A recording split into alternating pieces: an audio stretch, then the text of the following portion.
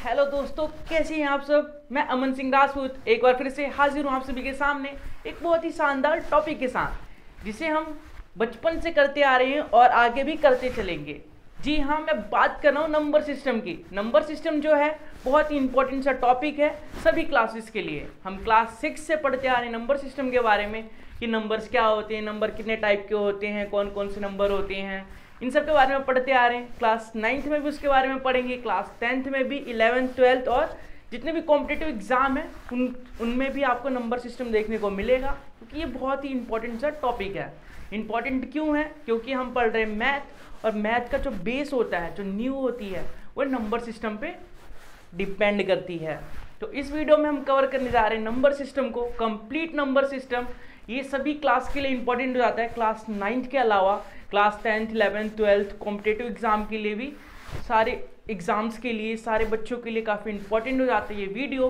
एक ही वीडियो में पूरे नंबर सिस्टम का डिस्कशन करेंगे हम और सीखेंगे एग्जाम्पल के माध्यम से कि किस प्रकार अप्लाई किया जाए, किस प्रकार नंबर सिस्टम को समझा जाए और रियल लाइफ में उसको यूज़ किया जाए। तो एक एक करके सारी चीज़ें समझेंगे, उसका एप्लीकेशन करेंगे, एग्जाम्पल के माध्यम से एक एक करके सब समझेंगे। तो चलिए स्टार्ट करते हैं, टाइम को वेस्ट ना करते हुए सीखते हैं कुछ नया।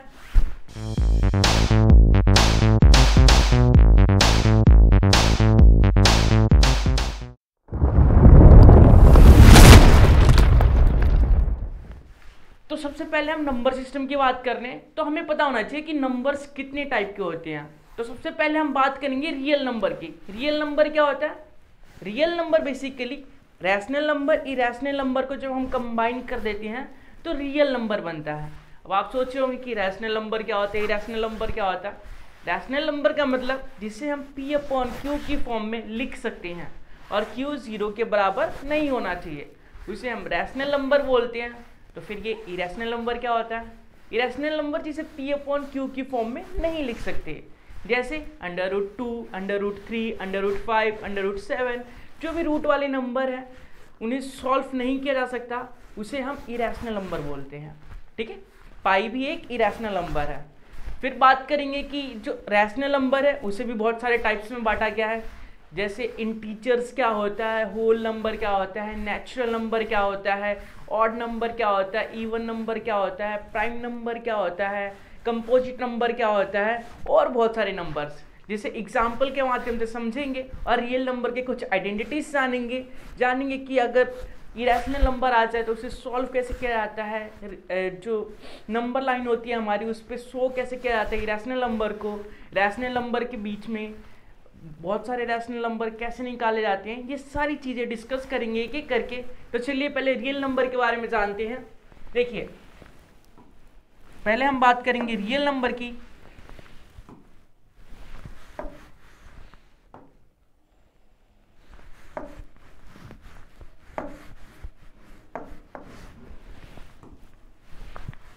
चलिए रियल नंबर के बारे में जानते हैं।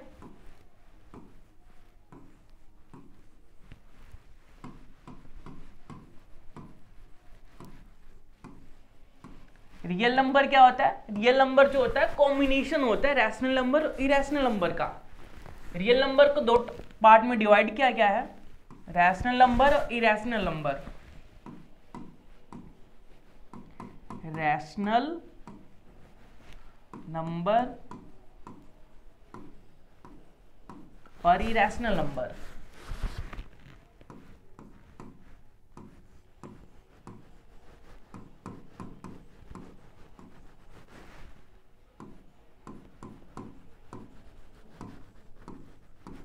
रैशनल नंबर और इरेशनल नंबर। रैशनल नंबर क्या होता है? अभी बताया गया था, जिसे P/Q की फॉर्म में हम लिख सकते हैं और Q जो है 0 के बराबर नहीं होना चाहिए।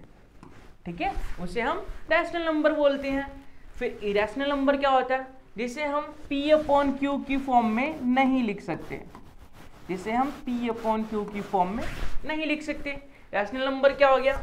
जितने भी हमारे नंबर्स जैसे 2, 3, 1, पॉजिटिव नेगेटिव, जितने भी नंबर्स है वो हमारे रैशनल नंबर होते हैं। तो आप लोग बोलेंगे क्यों, ये तो P/Q की फॉर्म में है नहीं, तो ये रैशनल नंबर कैसे होगा? तो देखिए 1 को क्या लिख सकते हैं हम, 1/1 लिख सकते हैं, P/Q की फॉर्म में बन गया ये। 2 को क्या लिख सकते हैं, 2/1 लिख सकते हैं, कोई चेंज तो होगा नहीं। 2 को 1 से डिवाइड करेंगे तो कोई चेंज आएगा क्या, नहीं आएगा।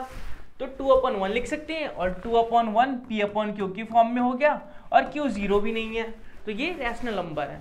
ठीक है, इस प्रकार से पहचाना जाता है रैशनल नंबर को। इरैशनल नंबर की एग्जांपल देख लेते हैं। मान लीजिए पाई हो गया, √2, √3, √5, √7 और भी बहुत सारे नंबर्स जो आप जानते हैं रूट के अंदर जो होते हैं, जिन्हें हम सॉल्व नहीं कर सकते, जिनका सॉल्यूशन हम नहीं निकाल सकते, जिसे हम P/Q की फॉर्म में नहीं लिख सकते। तो कई बच्चे सोच रहे होंगे कि जो √2 है उसके नीचे 1 लगा दिया तो P/Q की फॉर्म में तो बन गया, ये भी रैशनल नंबर होना चाहिए। लेकिन ऐसे नहीं लिख सकते हम √2 को। अब आप पूछेंगे क्यों? तो मैं बता रहा हूँ आप लोगों को कि जो 2 होता है √2 की वैल्यू क्या होती है, 1.414213 ऐसे ही चलता जाता है। ठीक है, हमें नहीं पता कहाँ तक जाएगा, इनफाइनाइट तक चलता जाएगा। तो क्या इसे फ्रैक्शन में लिख सकते हैं? जो नंबर इनफाइनाइट तक जाता है उसे हम फ्रैक्शन में लिख सकते हैं क्या? तो आप बोलेंगे बिल्कुल नहीं। फ्रैक्शन में उसी को लिख सकते हैं जिसके डिजिट्स हमें पता है, जो नॉन टर्मिनेटिंग होते हैं। ठीक है, ये तो ना नॉन टर्मिनेटिंग भी नहीं है और नॉन रिपीटिंग भी है, क्योंकि ये टर्मिनेट भी नहीं हो रहा। टर्मिनेट का मतलब क्या होता है कि समाप्त हो जाना, एक नंबर के बाद समाप्त हो जाना, कुछ लिमिट के बाद खत्म हो जाना। लेकिन ये टर्मिनेट भी नहीं हो रहा। नॉन रिपीटिंग का मतलब क्या होता है कि नंबर रिपीट भी नहीं कर रहा। 4 के बाद 1 आ गया, 4 के बाद 2 आ गया, 3 आ गया, 5 आ गया, रिपीट भी नहीं कर रहा। तो इरैशनल नंबर का ये भी एक पहचान होता है। चलिए रैशनल नंबर के कुछ टाइप्स की बात कर लेते हैं। पहले टाइप में आता है, रैशनल नंबर को कई पार्ट्स में डिवाइड किया गया है। ठीक है, पहला पार्ट क्या है, नेचुरल नंबर।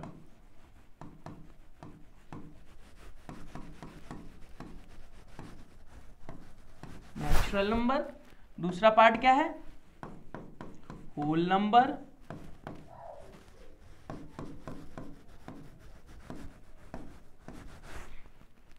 तीसरा आ जाता है आपका कौन सा, ऑड नंबर। चलिए ऑड नंबर लिख लेते हैं। चौथा आ जाता है इवन नंबर।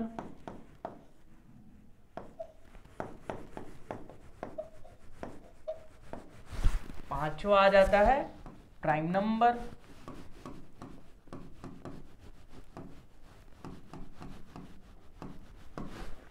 छठा आ जाता है को प्राइम नंबर।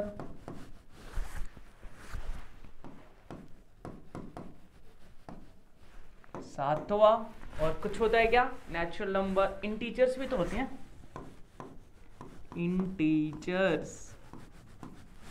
और कुछ होता है क्या? तो रैशनल नंबर को इन सारे पार्ट्स में डिवाइड किया गया है। आप ये बचपन से पढ़ते आ रहे हैं, तो आप लोग अभी सोचेंगे कि सर आपने इनके बारे में तो बताया ही नहीं कि नेचुरल नंबर क्या होता है, होल नंबर क्या होता है। तो आगे की स्लाइड्स में सारे डिस्कस करेंगे एक एक करके, और एग्जाम्पल के माध्यम से देखेंगे कि ये नंबर्स क्या होते हैं, कैसे अप्लाई किए जाएंगे, और जो रियल नंबर के बेसिक आइडेंटिटीज होते हैं उसे कैसे यूज़ किया जाता है। चलिए आगे बढ़ते हैं। आपको पहले दिख रहा होगा रियल नंबर। हमने सबसे पहले रियल नंबर की बात करी, तो रियल नंबर होता क्या है आपको बता दिया गया कि रैशनल नंबर इरैशनल नंबर का कॉम्बिनेशन रियल नंबर कहलाता है। इसकी डेफिनेशन आपको यहाँ पे लिखा हुआ है कि all rational number irrational number are called real numbers. ठीक है, सारे जो रैशनल नंबर होते हैं, इरैशनल नंबर होते हैं, वो रियल नंबर कहलाते हैं। रियल नंबर को आर से डिनोट किया जाता है। आप इसका नोट्स बनाते चलिए, बहुत ही इंपॉर्टेंट सा टॉपिक चल रहा है। ये टॉपिक जो है काफ़ी काम आने वाला है आप लोगों के क्लास 9th में, 10th में, 6th में, 7th में, जितनी भी क्लासेस है सब में काम आने वाला है, क्योंकि ये मैथ का जो है बेस है, न्यू है, और न्यू मजबूत रहेगी तो बिल्डिंग तो मजबूत बन ही जाएगी। तो आप नोट्स बनाते चलिए। फिर हम बात करेंगे इंटीजर्स। इंटीजर्स क्या होते हैं? इंटीजर्स जो होते हैं प्लस के जो जितनी संख्याएं होती है हमारे पास, प्लस के जितने नंबर्स होते हैं, जितने आप जानते हैं, नहीं जानते वो भी नंबर, इनफाइनाइट तक, प्लस का इनफाइनाइट, माइनस का इनफाइनाइट और जीरो का कॉम्बिनेशन जो होता है वो इंटीजर्स कहलाता है। ठीक है, जितने नंबर्स होते हैं, देखिए जैसे यहाँ माइनस इनफाइनाइट तक जाएगा, ये जीरो है, और ये प्लस इनफाइनाइट तक जाएगा, तो इसे हम बोलते हैं इंटीजर्स। इंटीजर्स को आई से डिनोट किया जाता है। अगर क्वेश्चन में कहीं भी आपको आई दिखे तो उसका मतलब इंटीजर्स है, ठीक है, इंटीजर की बात की जा रही है, ठीक है। रैशनल नंबर क्या होता है, अभी बताया गया था। रैशनल नंबर को क्यू से डिनोट किया जाता है, और रैशनल नंबर का मतलब होता है वो नंबर जिसको पी अपॉन क्यू की फॉर्म में लिखा जा सकता है। तो देखिए, real number of the form P upon Q, P upon P की फॉर्म में जो रियल नंबर लिखे जा सकते हैं और क्यू जीरो नहीं होता, उसे हम रैशनल नंबर बोलते हैं, ठीक है। चलिए इरेशनल नंबर की बात करते हैं। इरेशनल नंबर को क्यू डैश से डिनोट किया जाता है। और इरेशनल नंबर क्या होता है, जिसे हम पी अपॉन क्यू की फॉर्म में नहीं लिख सकते, ठीक है, जिसे हम पी अपॉन क्यू की फॉर्म में नहीं लिख सकते उसे हम इरेशनल नंबर बोलते हैं। इरेशनल नंबर को पहचानने का एक और तरीका होता है कि ना तो वो रिपीटिंग होता है और ना ही वो क्या, ना तो रिपीटिंग होता है और ना ही वो टर्मिनेटिंग होता है। अभी बताया गया था आपको। तो इरेशनल नंबर को पहचानने के लिए अगर आपको पहचानना हो तो ऐसा नंबर जिसका डेसिमल एक्सपेंशन जो होगा, डेसिमल की फॉर्म में अगर लिखे उसे, तो ना तो रिपीट करेगा और ना ही वो खत्म होगा, टर्मिनेट होगा, ठीक है, उसे हम इरेशनल नंबर बोलते हैं। आगे एग्जाम्पल के माध्यम से करेंगे तो और आपको अच्छे से समझ में आएगा। नेचुरल नंबर की बात करते हैं। नेचुरल नंबर क्या होता है, नेचुरल नंबर को n से डिनोट किया जाता है। n जहां भी दिखे आपको समझ जाइए कि नेचुरल नंबर की बात की जा रही है। नेचुरल नंबर क्या होता है, जितने भी काउंटिंग्स नंबर्स होते हैं जो हम काउंट करते हैं, 1 2 3 4 5 6 7 8 9 10 11 12, जितने भी काउंटिंग होती है ना वो हमारे नेचुरल नंबर होते हैं। ये पूरा प्लस का इनफाइनाइट होता है, प्लस की इनफाइनाइट तक जाता है, ठीक है, ये इनफाइनाइट का साइन होता है, इनफाइनाइट।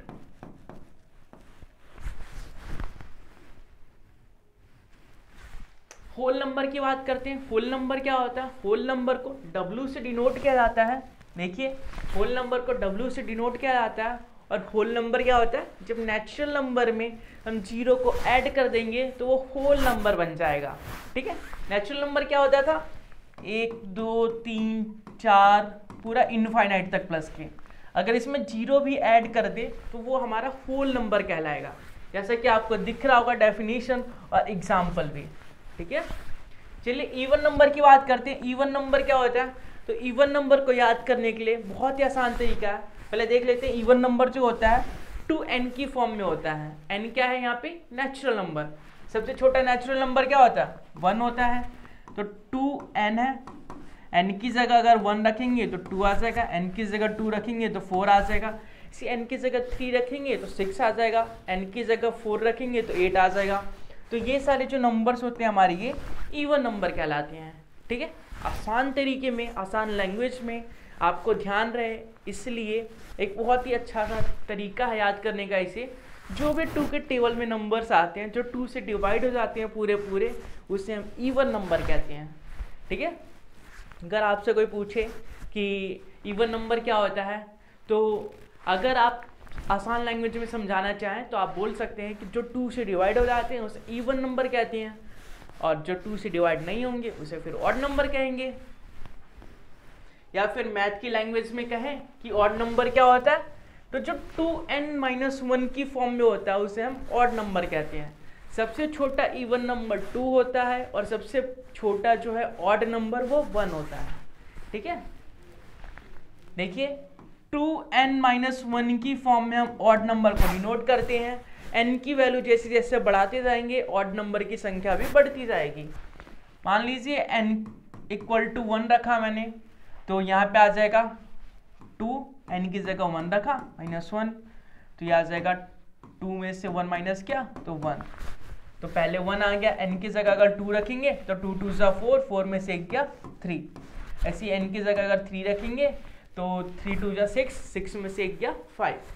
तो इस प्रकार से 1 3 5 7 9 11 13 ऐसे जो नंबर्स होते हैं उसे हम ऑड नंबर बोलते हैं, ठीक है, जो 2 से डिवाइड नहीं होते, पूरे पूरे डिवाइड नहीं होते। उम्मीद है आप लोगों को समझ में आ रहा होगा, आप लोग एंजॉय कर रहे होंगे वीडियो को, कुछ नया सीखने को मिल रहा होगा। तो साथ ही साथ लाइक करते रहिए और वीडियो को शेयर भी कर दीजिए ताकि आपके दोस्तों को भी पता चल सके कि बहुत ही इंपॉर्टेंट सा टॉपिक कर रहे हैं बहुत ही मज़ेदार तरीके से। तो चलिए अगला नंबर पढ़ते हैं, प्राइम नंबर। ये काफ़ी इंपॉर्टेंट नंबर का टाइप है। ये जो प्राइम नंबर है ये काफ़ी बार पूछे जाते हैं। जो एग्जामिनर होता है प्राइम नंबर के बारे में ही अक्सर पूछता है। अगर आप किसी भी कॉम्पिटिटिव एग्जाम की तैयारी करेंगे तो प्राइम नंबर के बारे में ही आपसे पूछा जाएगा। तो प्राइम नंबर क्या होता है सबसे पहले उसके बारे में जानते हैं। बेसिकली जो प्राइम नंबर होता है किसे कहेंगे हम प्राइम नंबर? आपको कोई आइडिया है? नहीं है? कोई बात नहीं, हम तो हैं ये बताने के लिए, हम बताएंगे आपको। प्राइम नंबर जो होता है दो ऐसे नंबर, मतलब ऐसे नंबर्स जिसमें कॉमन फैक्टर जो है उसके फैक्टर जो है सिर्फ दो हो, एक वो खुद और एक। नहीं समझे? देखिए जैसे 2 और 3 है, इन दो नंबर्स में कॉमन फैक्टर क्या है? या इन दोनों नंबर को छोड़िए, 2 का कॉमन फैक्टर क्या है? 2 का फैक्टर क्या बनता है? 1 और 2, 1 इंटू 2। तो ये एक प्राइम नंबर है क्योंकि इसके दो ही फैक्टर है, एक ये और एक ये। जिसके दो फैक्टर होते हैं, मैक्सिमम दो फैक्टर होते हैं और मिनिमम भी दो फैक्टर होते हैं, ठीक है। 2 से ज़्यादा नहीं हो सकता, 2 से कम नहीं हो सकता, उसे हम प्राइम नंबर कहते हैं। जैसे देखिए 2 हो गया, 3 हो गया, 5 हो गया, 7 हो गया, 11 हो गया। देखिए 3 का 1 और 3 बन जाता है, इसके अलावा कुछ नहीं बन सकता। 5 का 1 5 बन जाता है, इसके अलावा कुछ नहीं बन सकता। इसी 7 का बन सकता है 1 और 7, 11 का 1 और 11 बन सकता है, इसके अलावा कुछ नहीं बन सकता। तो ऐसे ही जिसके दो फैक्टर होते हैं उसे हम प्राइम नंबर बोलते हैं, ठीक है। देखिए आपके लिए यहाँ पे लिख के भी लाया हूँ मैं, तो आप इसे नोट कर लेंगे, या फिर नोट करने का टाइम नहीं है आपके पास, आप नोट करना नहीं चाहते तो स्क्रीनशॉट ले लेंगे ताकि आपको याद रहे और रिवीजन करने में आसानी हो। तो चलिए आगे बढ़ते हैं और सीखते हैं कि कंपोजिट नंबर क्या होता है। प्राइम नंबर पढ़ लिया हमने, कंपोजिट नंबर क्या होता है। मैंने भी बताया कि जो प्राइम नंबर होता है वो कुछ इस प्रकार से होता है जिसमें कॉमन फैक्टर जो है या फिर जो फैक्टर हैं वो दो ही हो सकते हैं, दो के अलावा फैक्टर नहीं हो सकते, जैसे एक और वो खुद नंबर, ठीक है। ऐसे कंपोजिट नंबर क्या होगा? जिसके दो से ज़्यादा फैक्टर होंगे उसे हम कंपोजिट नंबर बोलते हैं। जैसे देखिए ये तो प्राइम नंबर है, ये भी प्राइम नंबर है, इसके बीच में कौन सा नंबर आता है? कोई सा नहीं आता। ये भी प्राइम नंबर है, इसके बीच में 4 भी तो आता है। तो 4 क्या है? कंपोजिट नंबर है। क्यों है कंपोजिट नंबर? क्योंकि 4 के जो फैक्टर हैं वो 1 इंटू 2 इंटू 2, 2 से ज़्यादा फैक्टर है ना, तो इसे हम कंपोजिट नंबर बोलेंगे। जिसके भी 2 से ज़्यादा फैक्टर होते हैं उसे हम कंपोजिट नंबर बोलते हैं, ठीक है। उम्मीद है समझ में आ रहा होगा आप लोगों को। देखिए कुछ इस प्रकार से, सबसे छोटा प्राइम नंबर कौन सा होता है? तो 2 सबसे छोटा प्राइम नंबर होता है। सबसे छोटा कंपोजिट नंबर क्या होता है? तो 4 सबसे छोटा कंपोजिट नंबर होता है। एक की बात करें तो एक ना तो प्राइम नंबर होता है और ना ही कंपोजिट नंबर होता है। तो आप लोगों को ये बातें ध्यान रखनी है। 1 मार्क्स में एमसीक्यू क्वेश्चंस के टाइप से पूछे जा सकते हैं आपसे कि प्राइम नंबर क्या होता है, कौन से होते हैं, कंपोजिट नंबर क्या होता है, या फिर ऐसे दे देगा आपको कि ऑप्शन में 1 और बोलेगा कि एक प्राइम है कि कंपोजिट है, ये बताइए। और ऑप्शन में नन ऑफ दीज भी होगा, इनमें से कोई नहीं। तो आपको पता होना चाहिए ना कि एक जो है ना तो प्राइम है ना ही कंपोजिट है। चलिए आगे बढ़ते हैं। देखिए अब इतने सारे नंबर्स के बारे में पढ़े हमने, तो आप कंफ्यूज हो रहे होंगे कि ये कितने सारे नंबर्स है, कैसे याद रखें। तो बहुत ही शॉर्ट ट्रिक में बताने जा रहे हैं। इनका शॉर्ट निष्कर्ष क्या है, निचोड़ क्या आया कि कैसे नंबर्स को याद रखें। तो बहुत ही आसान तरीका है। देखिए हम नंबर्स को 2 भागों में बांटते हैं। 2 टाइप्स होते हैं नंबर्स के, कौन से? रैशनल और इरेशनल, ठीक है। तो रैशनल नंबर, इरेशनल नंबर इतना तो आप लोगों को याद रहेगा ही। इरेशनल नंबर क्या होते हैं? रूट वाले जितने भी नंबर्स होते हैं जिसे हम सॉल्व नहीं कर सकते। पाई, √2, √72, 8/23 रूट के अंदर, ठीक है। √3, √5, √11, √19, ये सारे इरेशनल नंबर होते हैं। बात करें रैशनल नंबर की, तो रैशनल नंबर में कौन कौन से नंबर्स आते हैं? सबसे पहले आता है हमारा नेचुरल नंबर। यहाँ नेचुरल नंबर आएगा, ठीक है। सबसे पहले आएगा नेचुरल नंबर, जिसे n से डिनोट किया जाता है। नेचुरल नंबर में अगर हम 0 भी ऐड कर दे तो वो होल नंबर का रूप ले लेता है। नेचुरल नंबर में 0 ऐड कर देंगे तो वो होल नंबर बन जाएगा। और होल नंबर में अगर हम होल नंबर में नेगेटिव वाले नंबर्स को ऐड कर दें तो इंटीजर्स बन जाएंगे, ठीक है। और इंटीजर्स में जब अपॉन वाले नंबर फ्रैक्शन वाले नंबर को ऐड कर दे तो वो रैशनल नंबर का रूप ले लेगा, ठीक है। उम्मीद है समझ में आ गया होगा। एक बार फिर से समझा देता हूं मैं आप लोगों को। देखिए यहां पे समझते हैं। पहले हमने पढ़ा कि नेचुरल नंबर होता है। नेचुरल नंबर कौन कौन से होते हैं? नेचुरल नंबर 1 2 3 4 पूरा एंड तक जाता है, इनफाइनाइट तक जाता है 1 से, ठीक है। अगर इसमें हम 0 को ऐड कर दें, इस नेचुरल नंबर में 0 को ऐड कर दे तो होल नंबर बन जाएगा, ठीक है। नेचुरल नंबर में अगर 0 को ऐड कर देते तो होल नंबर बन जाएगा। अब देखिए 0 1 2 3 4 ऐसे हम इतने नंबर पे पहुंच चुके हैं। अगर इसमें नेगेटिव वाले सारे नंबर ऐड कर दें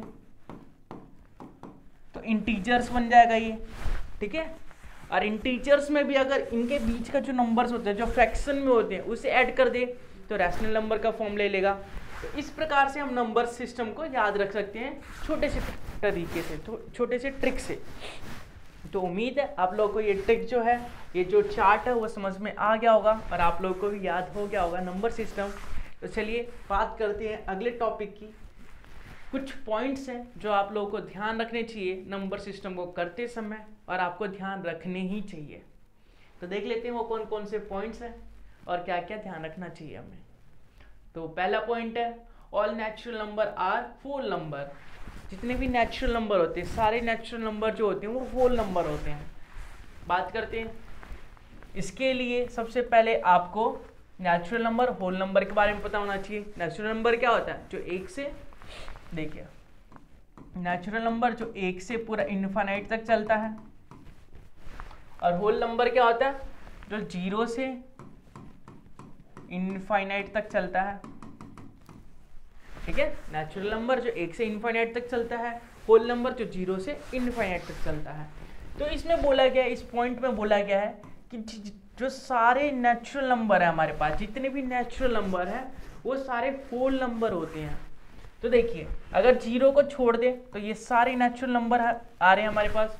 ये जो नेचुरल नंबर है ये सारे कवर हो जाएंगे। 0 को छोड़ दे तो 0 को इंक्लूड कर रहे हैं तभी तो होल नंबर बन रहा है ना, बाकी सारे तो नेचुरल नंबर ही है।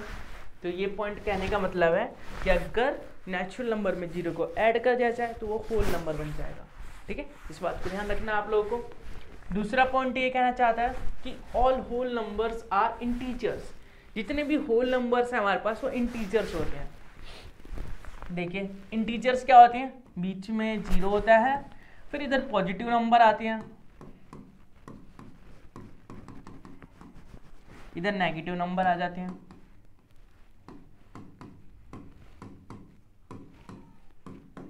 इनफाइनाइट तक माइनस के, ठीक है।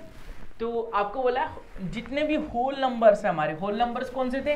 ये 0 से लेके पॉजिटिव सारे नंबर्स, सारे पॉजिटिव नंबर होल नंबर्स थे 0 को इंक्लूड करके। तो अगर हम इंटीजर्स में देखें ये सारे नंबर्स, नेगेटिव वाले को इग्नोर करें तो हमें पता चलेगा, हम पाएंगे कि जो ये सारे नंबर्स हैं वो तो होल नंबर्स हैं। तो होल नंबर्स में नेगेटिव नंबर को इंक्लूड कर दिया तभी तो इंटीजर्स बना है। तो इस पॉइंट का कहने का मतलब है कि जितने भी होल नंबर्स होते हैं वो इंटीजर्स का पार्ट होते हैं, ठीक है। इंटीजर्स उसमें आते हैं होल नंबर के अंदर। चलिए अगला पॉइंट है all integers are rational number. जितने भी इंटीजर्स होते हैं हमारे वो रैशनल नंबर होते हैं।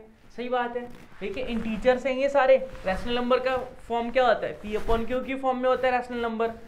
तो क्या ये सारे नंबर P/Q की फॉर्म में नहीं होते? 1 2/1 3/1 4/1, जितने भी ये नंबर्स है इसके अपॉन में अगर 1 1 1 लिख दे तो वो P/Q की फॉर्म में ले लेंगे। तो ये पॉइंट भी काफी इंपॉर्टेंट है। अगला पॉइंट देखिए कि all rational number are real numbers. जितने भी रैशनल नंबर हैं वो रियल नंबर होते हैं। बिल्कुल सही बात है। रियल नंबर के पार्ट्स कौन से हैं? देखिए रियल नंबर के पार्ट्स कौन से? Rational, irrational. तो सारे रैशनल नंबर रियल नंबर होते हैं, ठीक है। इसी फिगर को एक्सप्लेन किया गया है उस पॉइंट्स के अंदर। ठीक है, एक बार फिर से समझा देता हूं मैं आप लोगों को। देखिए, आपको बोला गया कि जो हमारे नेचुरल नंबर है, अगर सारे नेचुरल नंबर, यहाँ पे नेचुरल नंबर आएगा, तो सारे नेचुरल नंबर का जो डब्बा है, जो सर्कल है नेचुरल नंबर का, वो छोटा सा है। नेचुरल नंबर का सर्कल किसके अंदर आ रहा है? होल नंबर के अंदर आ रहा है। तो सारे नेचुरल नंबर जो हैं वो हमारे होल नंबर होते हैं। पहला पॉइंट समझ में आ गया। ठीक है, दूसरा पॉइंट क्या बोल रहा है कि जो होल नंबर्स होते हैं, होल नंबर का जो सर्कल है, देखिए अंडा जो दिख रहा है आपको, सर्कल जो दिख रहा है वो छोटा दिख रहा है, और वो इंटीजर्स के अंदर आ रहे हैं, इंटीजर वाले सर्कल के अंदर आ रहा है, ये बड़े वाले सर्कल के अंदर आ रहा है। इसका मतलब क्या है कि जो जितने भी होल नंबर्स हैं वो इंटीजर्स के अंदर आते हैं। इंटीजर बड़ा होता है, होल नंबर छोटा होता है, ऐसे समझ सकते हैं। फिर आपको दिख रहा है रैशनल नंबर के सर्कल जो है काफ़ी बड़ा है, सबसे बड़ा है। तो रैशनल नंबर क्या किससे बन के बना है? जो इंटीजर्स होते हैं वो रैशनल नंबर के अंदर आते हैं, इससे ये समझ में आ रहा है। और हमें पता है कि अगर रैशनल नंबर और इरेशनल नंबर दोनों को कंबाइन कर दे, कॉम्बिनेशन रियल नंबर कहलाता है। ठीक है, तो ये था 4 पॉइंट्स का मतलब, उन 4 पॉइंट्स का मतलब। उम्मीद है आपको ये पॉइंट्स याद हो गए होंगे और समझ में भी आ गए होंगे। तो चलिए आगे पढ़ते हैं। रैशनल नंबर की बात करते हैं कि रैशनल नंबर क्या होता है।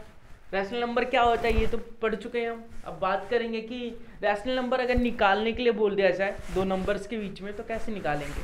रैशनल नंबर भी निकालने के लिए 2 टाइप के होते हैं। देखिए, पहला टाइप है कि जो बेस है, इसका जो बेस है, इसका नीचे वाला पार्ट है, डिनोमिनेटर है, क्या है वो? सेम है। अगर डिनोमिनेटर सेम है, बेस सेम है, तो फिर रैशनल नंबर कैसे निकालते हैं 2 नंबर्स के बीच में। अगर डिनोमिनेटर जो है, बेस जो है वो सेम नहीं है, अलग अलग है, तो उनके बीच का रैशनल नंबर कैसे निकालते हैं डिस्कस करेंगे एक एक करके। तो हमें कितना निकालना है? 10 रैशनल नंबर निकालना है 4/5 और 8/5 के बीच में। तो 4/5 और 8/5 के बीच में 10 रैशनल नंबर निकालना है। तो 10 से एक ज़्यादा क्या होता है? 11। तो 11 से ऊपर भी और नीचे भी मल्टीप्लाई करेंगे।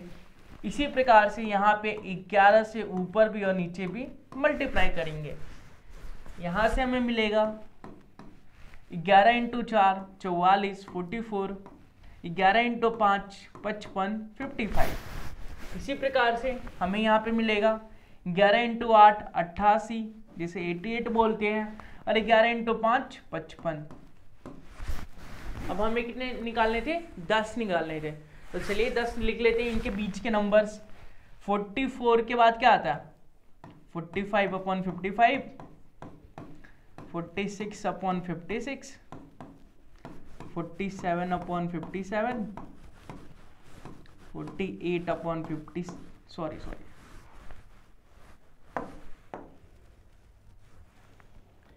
अपॉन में सेम रहेगा। 55, 55, 55, 49/55, 50/55, 51/55, 52/55, 53/55, 54/55 और 55/55।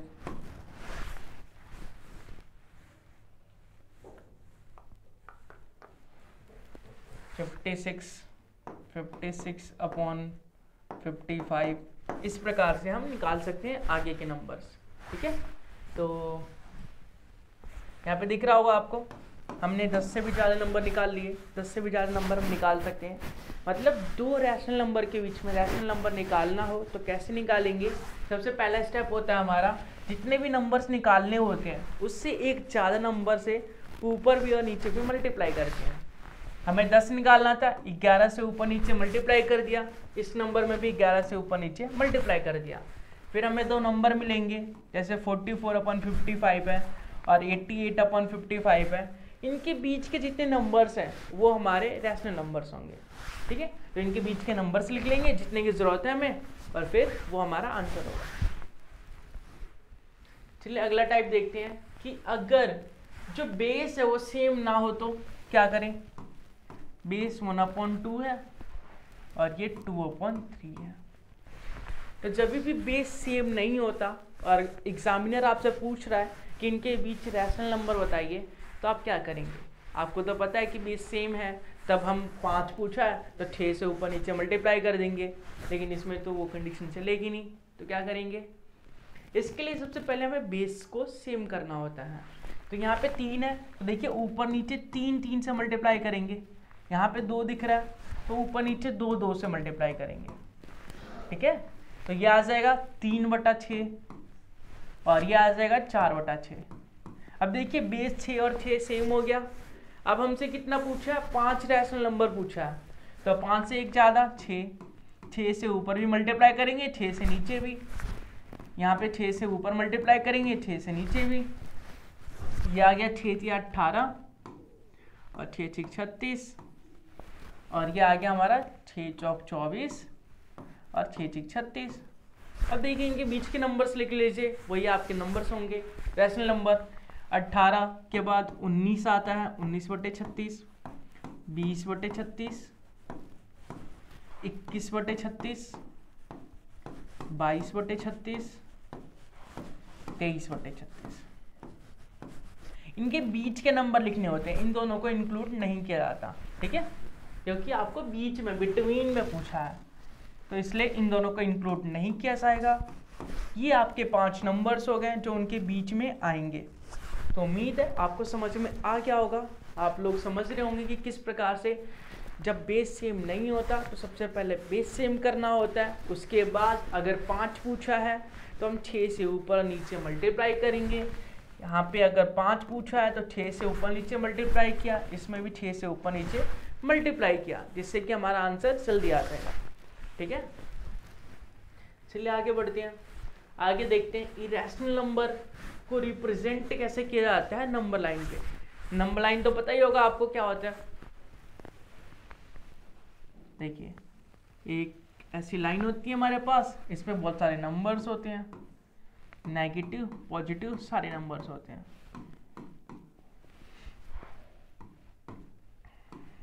उसको हम नंबर लाइन बोलते हैं, ठीक है। चलो अच्छी बात है, नंबर लाइन है ये। लेकिन इसके बाद क्या, कैसे रिप्रेजेंट करेंगे किसी भी नंबर का नंबर लाइन के अंदर। तो आपको √2 को नंबर लाइन के ऊपर रिप्रेजेंट करना है। तो सबसे पहला स्टेप होता है कि 0 से 1 यूनिट तक हम डिस्टेंस लेते हैं, 0 से 1 यूनिट तक डिस्टेंस लेते हैं। उसके बाद यहाँ पे जो 1 आया उससे हम परपेंडिकुलर खींचते हैं, 90 डिग्री का एंगल बनाते हैं। आप डी लीजिएगा और डी को रख दीजिए 1 के ऊपर और फिर उसे 90 डिग्री का एंगल खींचिए, ठीक है। जिसको 1 सेंटीमीटर तक खींचना होता है, 1 सेंटीमीटर तक। ये हमारा 1 सेंटीमीटर का डिस्टेंस है, ये 1 सेंटीमीटर। मान लीजिए ये सी है, ये पॉइंट जो है बी है और ये हमारा ओ है। तो ओ और सी को मिला दीजिए, तो ये जो नंबर आएगा, ये जो लाइन आई है हमारी, वो √2 होगी, ठीक है। अब ये नंबर लाइन पे कहाँ शो करेगी, नंबर लाइन पे कहाँ आएगी, तो यहाँ पे आप कंपास रखेंगे, कंपास को खोलिए और यहाँ से आर्क लगाइए।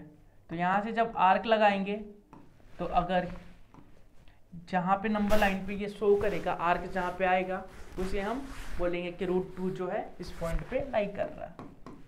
यहाँ पे √2 लाई कर रहा है, √2 आ रहा है, ठीक है। अब इसको रिप्रेजेंट कैसे करेंगे, दर्शाएंगे कैसे, मतलब लिखेंगे कैसे, प्रेजेंटेशन कैसे करेंगे इसका, देख लेते हैं।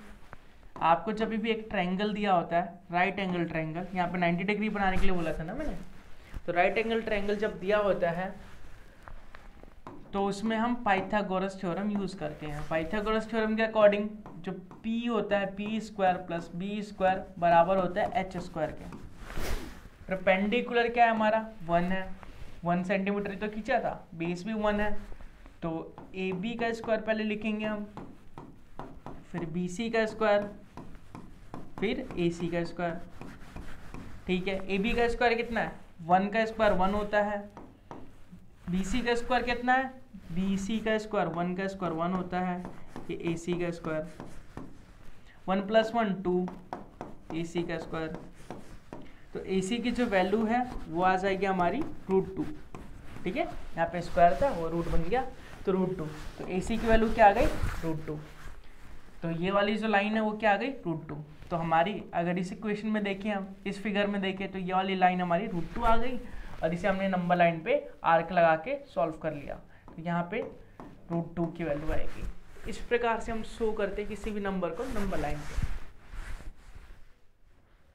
तो चलिए दोस्तों सीखते हैं, हमने अभी सीख लिया कि √2 को कैसे नंबर लाइन पे शो किया जाता है। अब √3 की बात है कि √3 को नंबर लाइन पे कैसे रिप्रेजेंट किया जाएगा, किसी भी इरेशनल नंबर को नंबर लाइन पे कैसे शो किया जाता है। तो अभी आप सभी को बताया गया था कि √2 को कैसे शो किया जाता है, उसी प्रकार से हम √3 को भी करेंगे।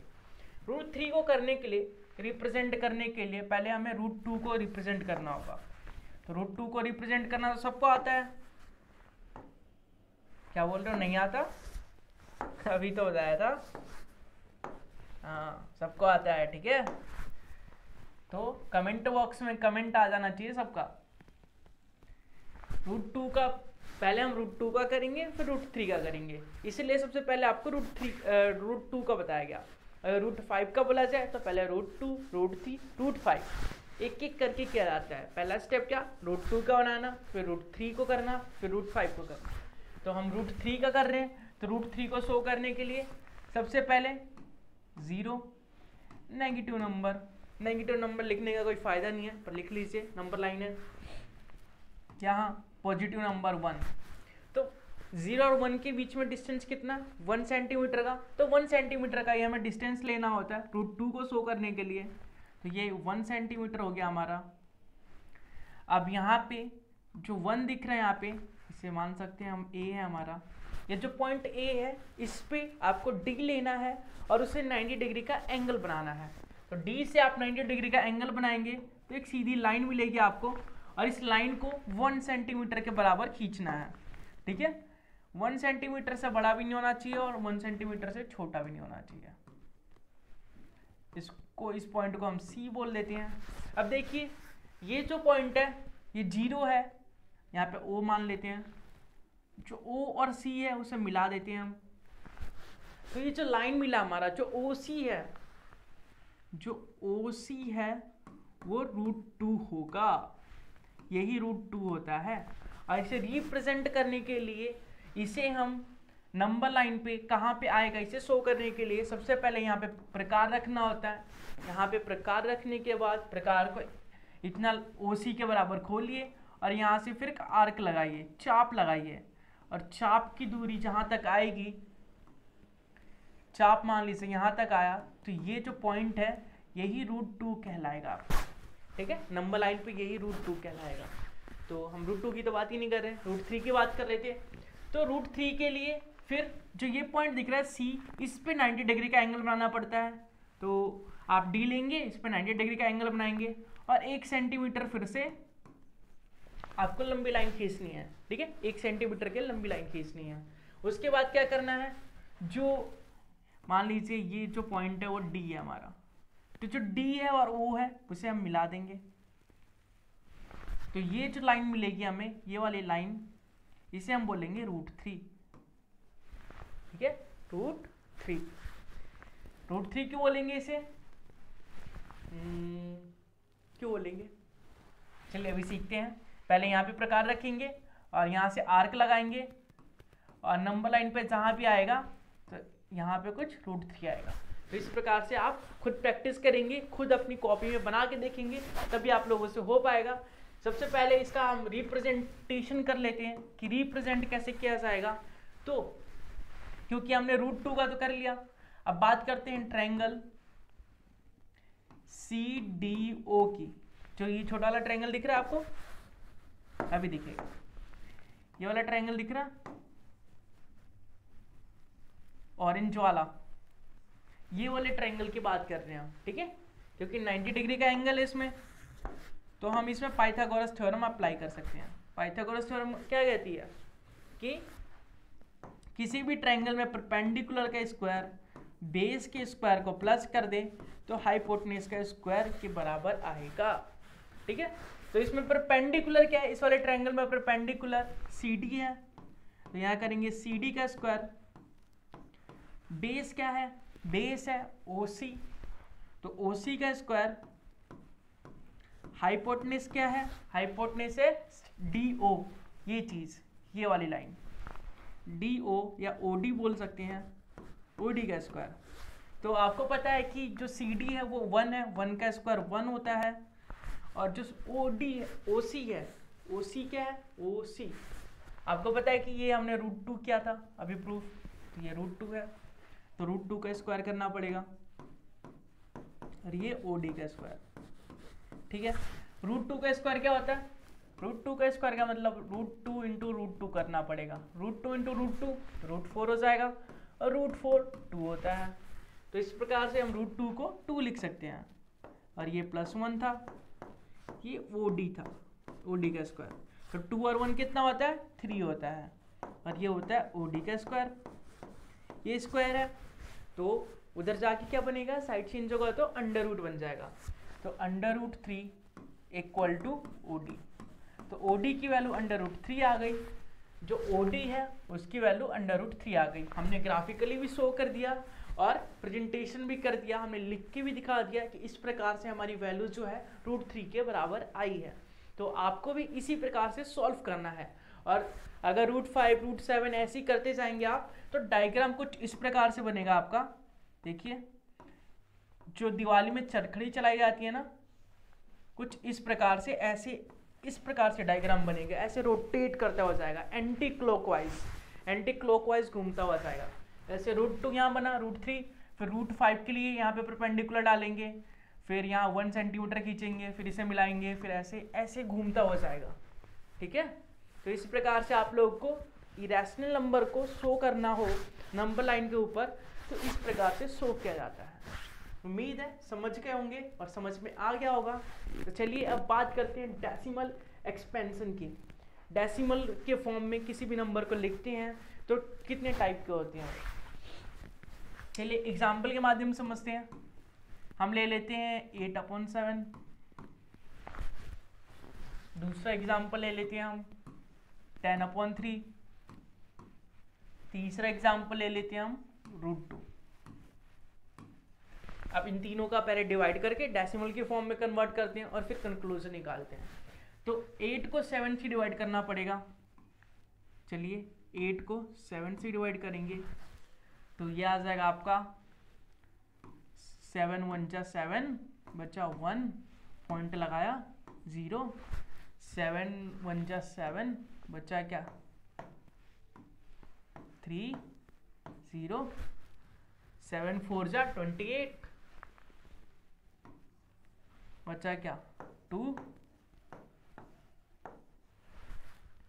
फिर ये किया 0, तो 7 2 जा 14, तो यहाँ पे आ जाएगा 2, यहाँ पे आ जाएगा 14, यहाँ आ जाएगा 6, फिर 7 पॉइंट, ठीक है इसको 0 लगा दिया, तो 7 8 जा 56, 7 8 जा 56, तो 4 बच जाएगा। ठीक है, फिर 0 लगाएंगे तो 7 7 जा 49 होता है, 7 6 जा कितना होता है 7 6 जा 7 6 42, नहीं हो सकता, 7 5 35, तो 7 5 35 बचा क्या 5, 7 7 49 बचा 1, फिर ये रिपीट करेगा, तो ये सारे नंबर्स हो गए। ठीक है, ठीक है, फिर एक दूसरा भी एग्जांपल लेते हैं, सॉरी इसके अलावा भी एक एग्जांपल ले लेते हैं। मान लीजिए 10/25। ठीक है, इसका कर लिया हमने, तो इसका आंसर हमारा कुछ इस प्रकार से आया। ठीक है, इसको डिवाइड करेंगे 10 को अगर हम 3 से डिवाइड करेंगे तो यह आ जाएगा 3.5 3 ये कभी ख़त्म नहीं होगा, ठीक है। √2 की वैल्यू होती है हमारी 1.414213, ऐसी चलती जाती है, कभी ख़त्म नहीं हो सकती √2 की वैल्यू, ठीक है। और इसको अगर डिवाइड करें हम तो 0.4 आएगा। तो इस प्रकार से हम डेसिमल में कन्वर्ट करते हैं किसी भी नंबर को डिवाइड करके। तो इससे कंक्लूजन क्या निकलेगा, चलिए कंक्लूजन निकालते हैं। इस बार का मतलब क्या होता है, इस बार का, इसको हम बार बोलते हैं, जो लाइन है ऊपर खींचा मैंने इसे हम बार बोलते हैं, ठीक है। इस बार का मतलब होता है कि वो नंबर जो है रिपीट होता जाएगा, बार बार आता जाएगा, बार बार वही नंबर आएगा, कितना भी डिवाइड करें हम इनफाइनाइट तक, ठीक है। तो इस प्रकार के नंबर को, ये जो नंबर मिला हमें 8/7, इसको हम बोलते हैं रिपीटिंग, ठीक है। कौन से नंबर, टर्मिनेट भी नहीं हो रहा हमारा, तो ये लिखेंगे नॉट टर्मिनेटिंग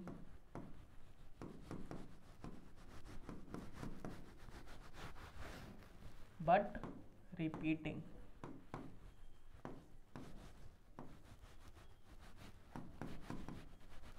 टर्मिनेट तो नहीं हो रहा, खत्म तो नहीं हो रहा, एंड तो नहीं हो रहा कभी, लेकिन रिपीट कर रहा है ये। 7 के बाद फिर से वही नंबर आएगा, 7 के बाद फिर से वही नंबर आएगा, ठीक है।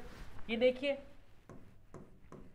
ये भी वही है, टर्मिनेट नहीं कर रहा पर रिपीट कर रहा है, ठीक है। तो ये दो नंबर जो 1 और 2 से कंक्लूजन निकला हमारा कि टर्मिनेट नहीं करेगा पर रिपीट करेगा। क्यों? क्योंकि ये रैशनल नंबर है, 8/7 रैशनल नंबर है, 10/3 रैशनल नंबर है। तो रैशनल नंबर क्या होता है, टर्मिनेट नहीं करता, नॉट टर्मिनेटिंग, और बट रिपीटिंग होता है, रिपीट कर सकता है, टर्मिनेट नहीं होगा, ठीक है। देखिए 4 में क्या बोला गया, 4 से कंक्लूजन निकाले तो ये भी एक रैशनल नंबर है, लेकिन ये तो टर्मिनेट हो रहा है, तो लिखेंगे टर्मिनेटिंग।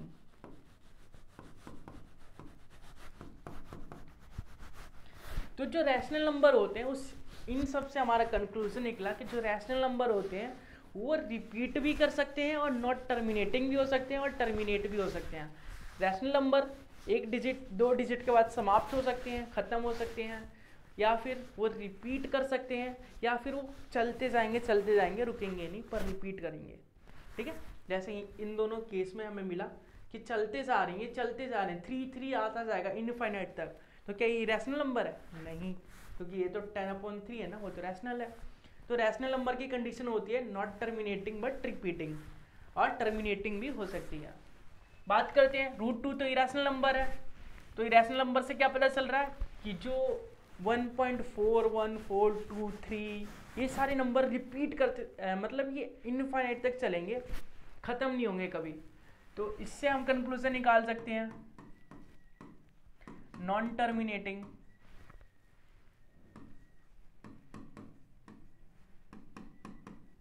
और ना ही ये रिपीट कर रहे हैं। देखिए जैसे यहाँ पे कर रहा है 3 के बाद 3 आ रहा है, 3 के बाद 3 आ रहा है, 3 के बाद 3 आ रहा है, जैसे यहाँ पे 142,857 के बाद फिर से आएगा 14142,857, फिर से आएगा 124,857, ऐसा रिपीट करता जाएगा।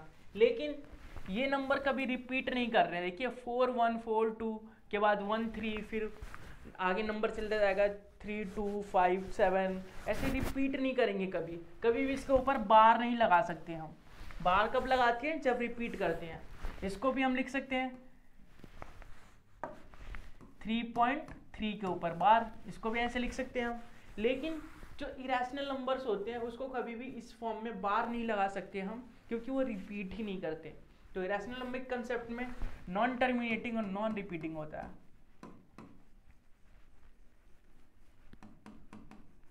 आप सभी को सबसे पहले मैंने बताया था कि रैशनल नंबर इरेशनल नंबर का डेफिनेशन, उसके बाद बताया था कि जो रैशनल नंबर होता है वो नॉन टर्मिनेटिंग होता है बट रिपीटिंग होता है, और इरेशनल नंबर क्या होता है? जो नॉन टर्मिनेटिंग और नॉन रिपीटिंग होता है। तो इसी प्रकार से इन सारे एग्जाम्पल के माध्यम से हमने उसका कंक्लूजन निकाल लिया, उसको हमने सॉल्व कर लिया, उसे हम समझ चुके हैं कि जो रैशनल नंबर होता है जिसे P/Q की फॉर्म में लिखते हैं वो टर्मिनेट तो हो जाता है या टर्मिनेट नहीं भी हो सकता है, पर रिपीट जरूर करेगा वो, ठीक है।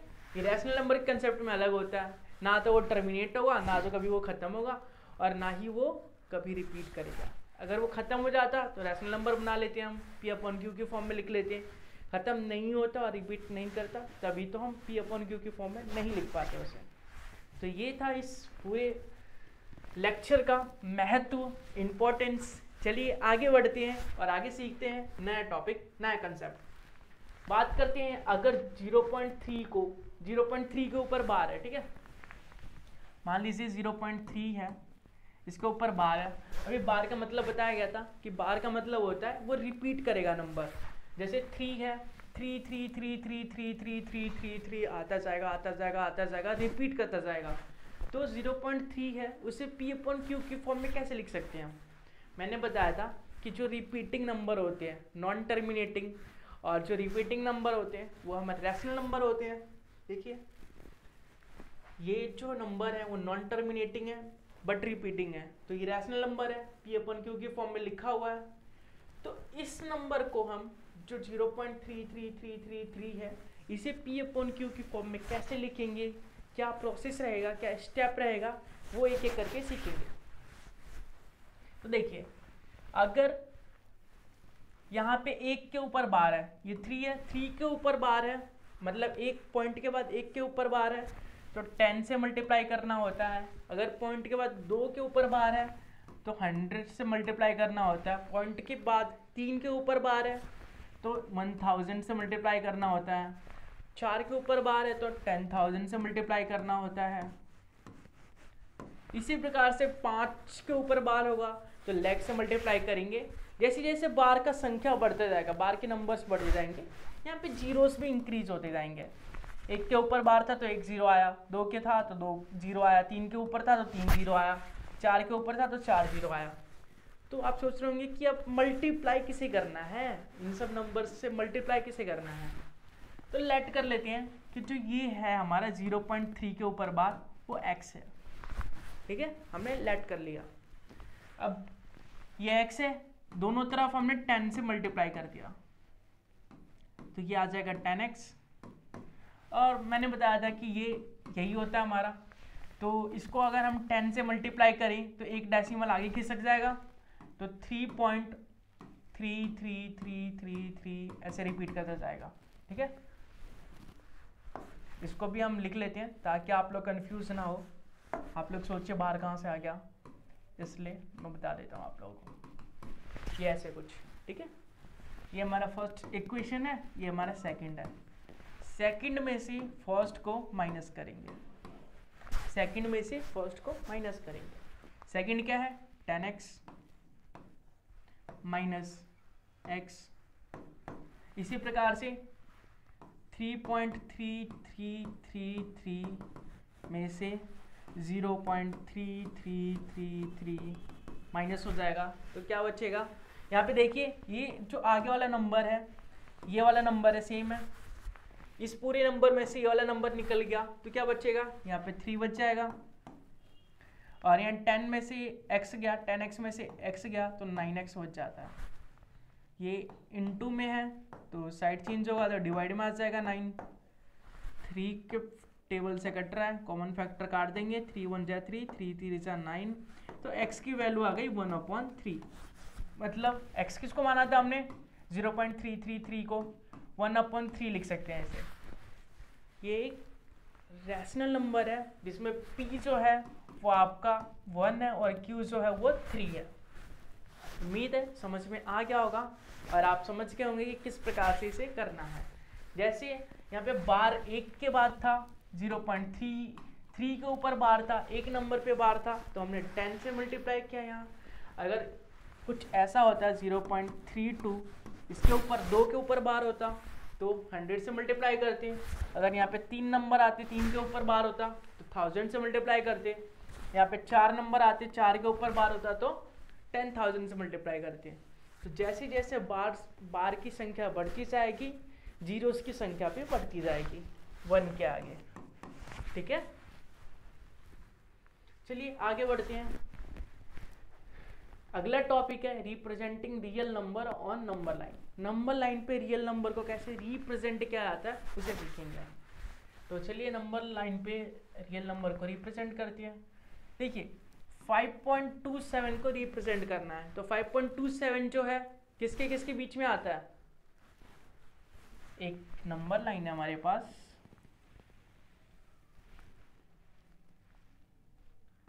0 1 2 3 4 5 6, तो 5.27 किसके बीच में आएगा? 5 से ज़्यादा है लेकिन 6 से छोटा है, तो 5 और 6 के बीच में आएगा। तो 5 और 6 को हम जूम करेंगे। जूम करना आता है ना, चलिए जूम करना सिखाता हूँ मैं आपको। 5 और 6, आप सबको पता है कि जो नंबर्स होते हैं हमारे, जो स्केल होता है उस पर सेंटीमीटर्स होते हैं, 1 और 2 सेंटीमीटर, मतलब दो नंबर्स के बीच का जो गैप होता है वो 10 यूनिट का होता है। आप अपने स्केल पे भी देख सकते हैं, छोटे छोटे लाइन खींची होगी 10 यूनिट, ठीक है। तो दो नंबर्स के बीच का गैप होता है 10 यूनिट का, तो यहाँ पे आएगा 5.1, 5.2, 5.3, 5.4, 5.5, सॉरी 5.5, 5.6, 5.7, 5.8, 5.9 और 5.0 नहीं होता, 6 होता है, ठीक है। तो आपको करना था 5.27, तो 5 के बाद क्या है? पहले देखिए 5 के बाद 2 है, तो 5.2 को शो करेंगे तो यहाँ पे आएगा, और उसके बाद 7 आना चाहिए, उसके बाद 7 आना चाहिए, तो 5.2 और 5.3 के बीच में 5.727 आएगा। तो अब 5.2 और 5.3 को जूम इन करेंगे, यहाँ पे हमारा 5.2 और यहाँ पे हमारा 5.3। तो आपको पता है दो नंबर्स के बीच में 10 यूनिट होता है, 10 यूनिट का डिस्टेंस होता है। तो यहाँ पे आएगा आपका 5.21, 5.22, 5.23, 5.24, 5.25, 5.26, 5.27, 5.28, 5.29, इस प्रकार से हम नंबर शो कर लेते हैं। अब हमें शो क्या करना था? हमें शो करना था 5.27 को, 5.27 को, देखिए 5.27 ये रहा, तो ये हमारा नंबर लाइन पर गया। तो कैसे शो किया जाता है आपको पता चल गया होगा। सबसे पहले 5.27 को शो करना था, तो 5 और 6 के बीच में 5.2 आता है, तो 5.2 5 और 6 के बीच में आता है, तो 5 और 6 दो नंबर ले लिए हमने, ठीक है। उन्हें जूम किया तो उनके बीच हमें 10 नंबर मिले। 5.2 जहाँ आ रहा है वो हमारा नंबर हो गया।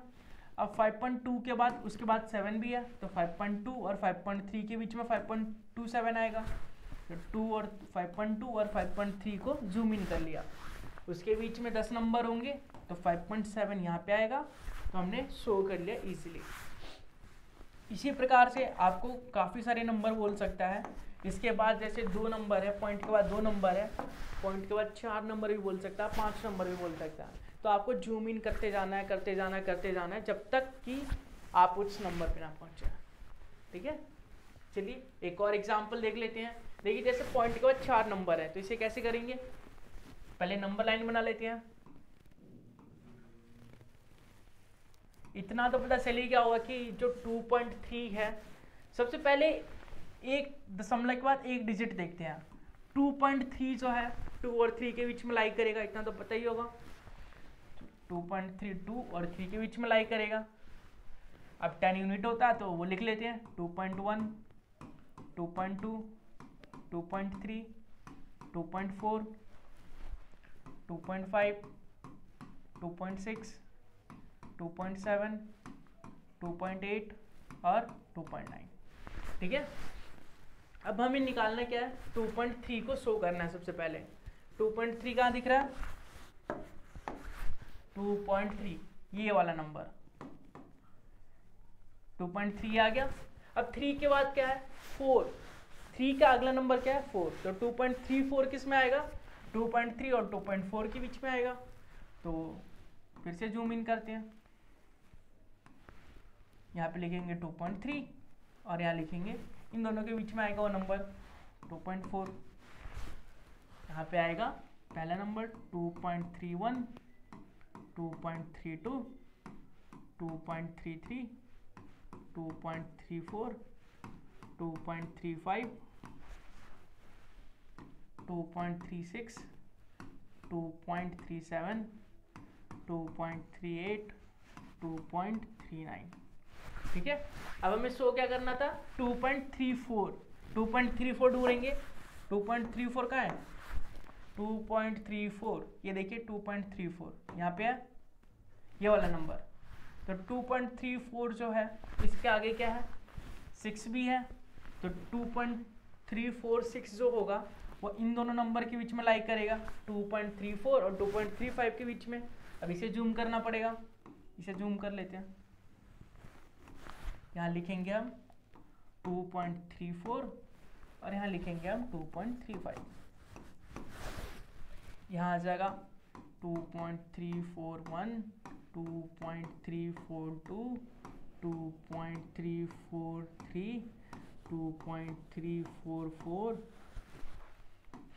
2.345, 2.346, 2.347, 2.348, 2.349। ठीक है, हमें शो क्या करना था 2.346, तो 3 तक कर दिया। अब 6 कहाँ पे आएगा 2.346, देखिए 346 यहाँ पे आ रहा है। ठीक है, उसके आगे 2 भी है, तो 2.346 और 2.347 के बीच में आएगा 2.3462। तो इसको जूम करते हैं फिर। काफ़ी लंबा प्रोसेस है लेकिन काफ़ी आसान क्वेश्चंस होते हैं, तो आप लोगों के ये क्वेश्चन जो है गलत नहीं होने चाहिए कभी। ठीक है, बहुत ईजी क्वेश्चंस हैं, बस थोड़ा इरिटेशन होता है उसी प्रोसेस को बार बार रिपीट करते हुए, तो आप लोगों को हैबिट डाल लेनी है। ठीक है, छोड़ना नहीं है। चलिए लिखते हैं 2.3461, 2.3462, 2.3463, 2.3464, 2.3465, 2.3466, 2.3467, 2.3468, 2.3469। ठीक है, अब हमें शो क्या करना था 2.3462, 2.3462 ये रहा।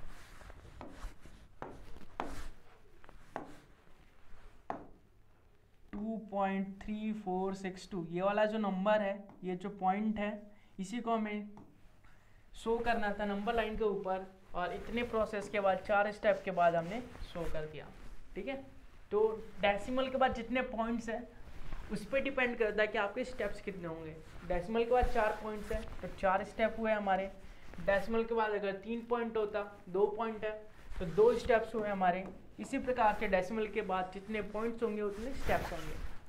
चलिए आगे बढ़ते हैं,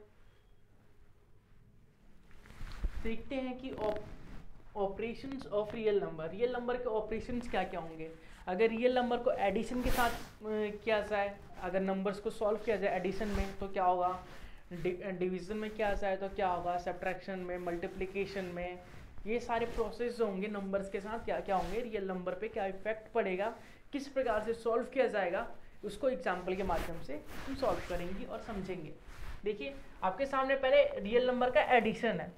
2 रियल नंबर को हम ऐड कैसे करते हैं, ठीक है, 2 रियल नंबर को हम ऐड कैसे करते हैं। अब आप लोग बोलेंगे तो इरेशनल नंबर है, तो इरेशनल नंबर भी तो रियल नंबर का ही पार्ट होता है ना। रियल नंबर किससे बना है, इरेशनल नंबर को मिलके, ये दोनों इरेशनल नंबर है। कोई बात नहीं, एडिशन करना है हमें, चलिए एडिशन करते हैं। आपको दिख रहा होगा पहले ब्रैकेट में 2√2 प्लस 7√2 प्लस 13√2 माइनस 14√7। अब देखिए जहाँ जहाँ √2 है, √2 वाले को अलग लिखना है, एक साथ लिखना है, और रूट 7 वाले को एक साथ लिखना है। रूट 2 वाले को एक साथ लिख लिया हमने,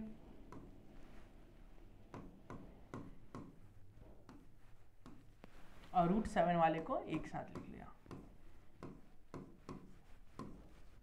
ठीक है, अब देखिए जो रूट सेम होते हैं, जब बेस सेम होता है, जब रूट सेम होते हैं, रूट टू है, रूट वाले सेम होते हैं नंबर, तो सामने वाले नंबर प्लस हो जाते हैं। ठीक है, जैसे रूट 13 रूट 2 है और 2 रूट 2 है, तो वो प्लस होके 15 रूट 2 बन जाएगा। अगर इस प्रकार से आप लोगों को समझ नहीं आ रहा बिल्कुल भी, तो देखिए इन दोनों में कॉमन क्या आ रहा है, इन दोनों में कॉमन दिख रहा है आपको रूट 2, यहाँ पे बच जाएगा 2 और यहाँ पे बच जाएगा 13।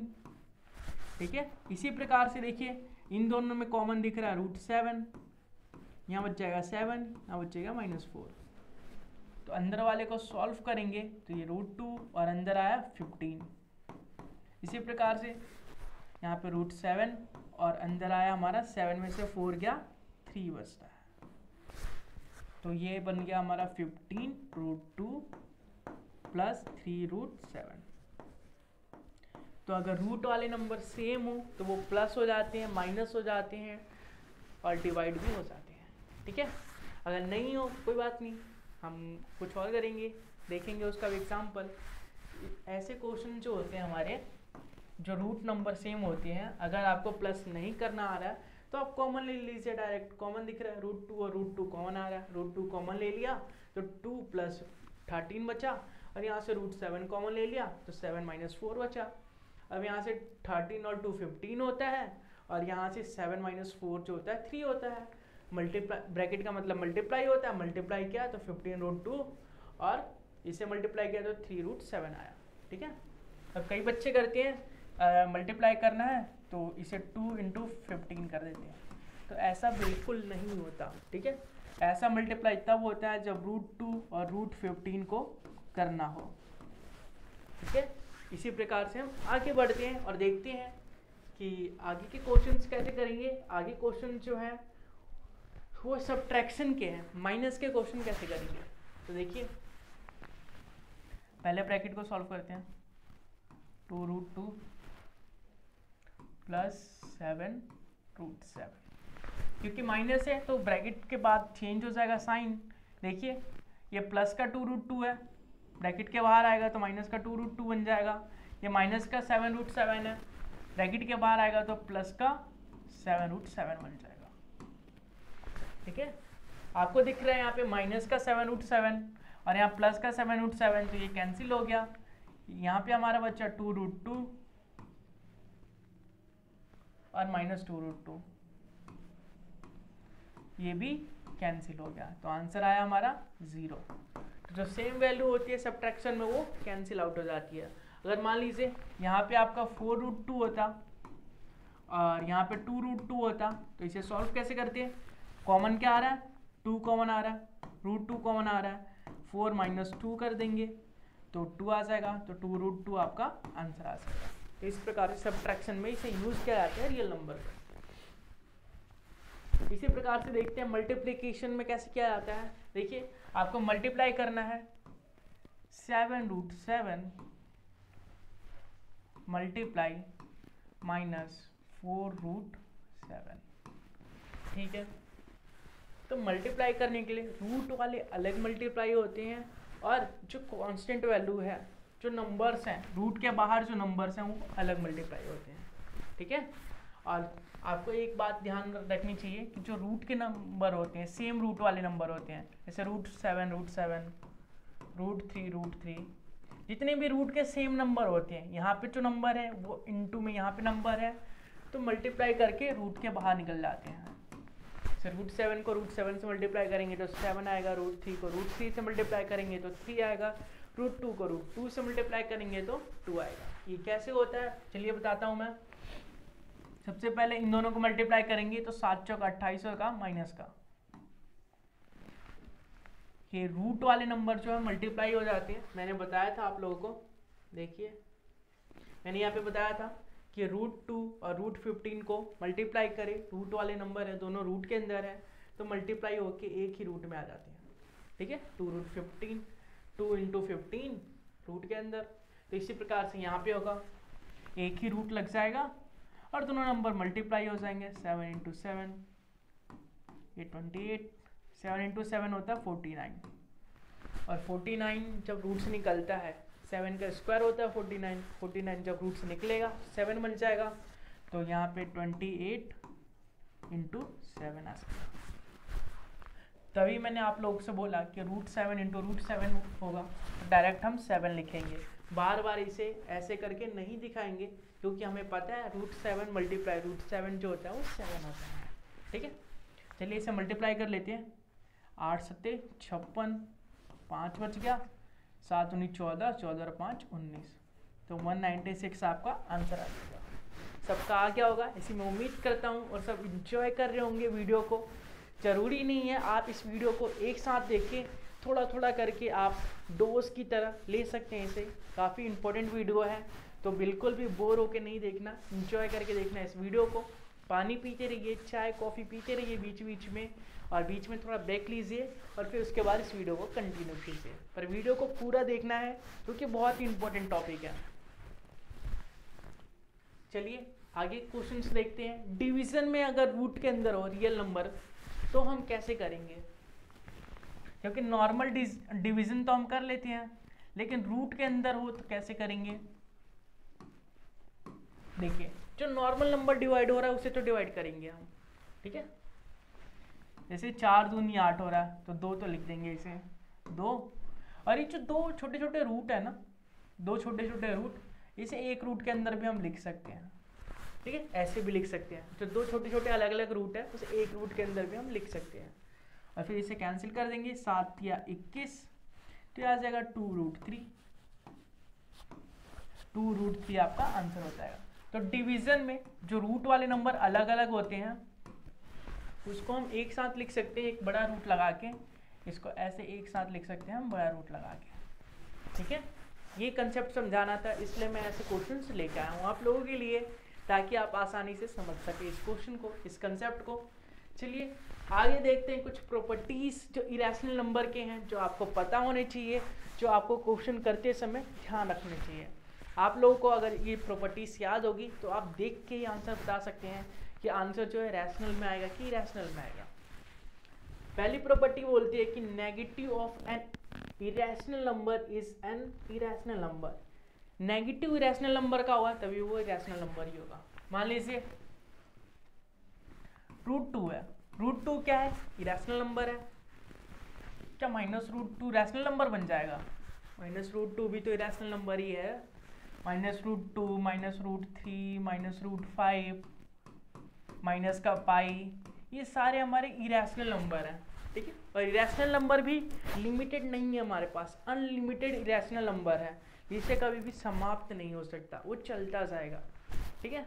इंसानी दिमाग ने अभी बहुत कम विकास किया है, उसकी लिमिट को तय नहीं कर पाया है कि रैशनल नंबर या इरेशनल नंबर जो हमारे नंबर सिस्टम है उसकी क्या लिमिट है। उसकी कोई लिमिट नहीं है, अनलिमिटेड होते हैं, इनफाइनाइट तक जाते हैं, ठीक है। अभी इनफाइनाइट की वैल्यू डिफाइन नहीं की गई है, तभी उसे इनफाइनाइट बोला जाता है। क्या पता फ्यूचर में कोई डिफाइन करे उसे, क्या पता आप लोगों में से कोई डिफाइन करे, तो बहुत अच्छी बात है, इसीलिए आप लोग पढ़ रहे हैं सर, ठीक है। चलिए डिफाइन कीजिएगा तो मुझे भी बताइएगा कमेंट बॉक्स में कमेंट करके कि क्या आपका तरीका है, क्या आपकी थ्योरी है, आपका भी इतिहास में नाम होगा फिर। चलिए अगला पॉइंट पढ़ते हैं कि sum and difference of rational and irrational number is always a irrational number. एक रैशनल नंबर है हमारे पास और एक इरेशनल नंबर है, अगर उसका सम करे या डिफरेंस करे तो अभी भी वो इरेशनल नंबर ही आएगा। कैसी, देखिए रूट जो 2 है वो रैशनल नंबर है हमारा, और मान लीजिए √3 है, इन दोनों का सम कर दिया, सम्मेशन कर दिया हमने, तो 2√3 बना, 2 + √3 बना, तो 2 + √3 भी इरेशनल नंबर होगा। या फिर 2 है, डिफरेंस लिया √3 से, तो 2 - √3 बना, 2 - √3 भी इरेशनल नंबर ही होगा। कहने का तात्पर्य ये है कि इरेशनल नंबर का सम एक रैशनल नंबर हो, एक इरेशनल नंबर हो, दोनों का सम इरेशनल होगा, दोनों का डिफरेंस इरेशनल होगा। अगला पॉइंट बोला गया है कि find sum product and difference of two irrational number. ठीक है, इरेशनल नंबर के जो सम करे डिफरेंस करे, सम डिफरेंस करेंगे तो वो तो इरेशनल नंबर आएगा, अभी हमने पढ़ लिया। लेकिन अगर प्रोडक्ट करे तो इरेशनल भी आ सकता है और रैशनल भी आ सकता है। कैसे, देखिए, अगर √3 को √5 से मल्टीप्लाई करें, दोनों इरेशनल नंबर है, इरेशनल नंबर को जब मल्टीप्लाई करेंगे तभी भी इरेशनल नंबर ही आएगा। रूट के अंदर 3 × 5 कर देंगे, रूट के अंदर 15 हो जाएगा। √15 भी इरेशनल ही होता है। लेकिन लेकिन लेकिन √3 क्या है, इरेशनल नंबर है। √3 क्या है, इरेशनल नंबर है। √3 को √3 से मल्टीप्लाई करेंगे, √9 आएगा और √9 3 होता है। तो दो इरेशनल नंबर को जब मल्टीप्लाई करते हैं तो वह रैशनल भी बना सकता है और इरेशनल भी बना सकता है, डिपेंड करता है नंबर के ऊपर। ठीक है, तो दो इरेशनल नंबर का सम जो होता है वो इरेशनल नंबर होता है, दो इरेशनल नंबर का डिफरेंस इरेशनल नंबर होता है। लेकिन दो इरेशनल नंबर का प्रोडक्ट जो होता है वो इरेशनल भी हो सकता है और रैशनल भी हो सकता है। चलिए अगला देख लेते हैं। अगला जो हमारी आइडेंटिटी है, रूल है, वो क्या कहता है कि product of rational number with irrational number is either rational और इरेशनल। जो रैशनल और इरेशनल का प्रोडक्ट करेंगे हम तो रैशनल भी हो सकता है, इरेशनल भी हो सकता है। अभी समझाया गया था आपको, कुछ उसी प्रकार से है।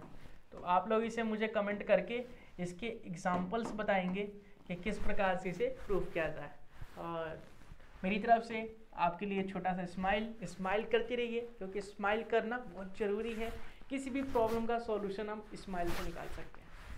चलिए अगला टॉपिक देख लेते हैं कि कुछ आइडेंटिटीज़ है जिसे हम अप्लाई करके, जिसे हम यूज़ करके अपनी कैलकुलेशन को, अपने जो मेथड्स हैं, अपनी टाइम को सेव कर सकते हैं।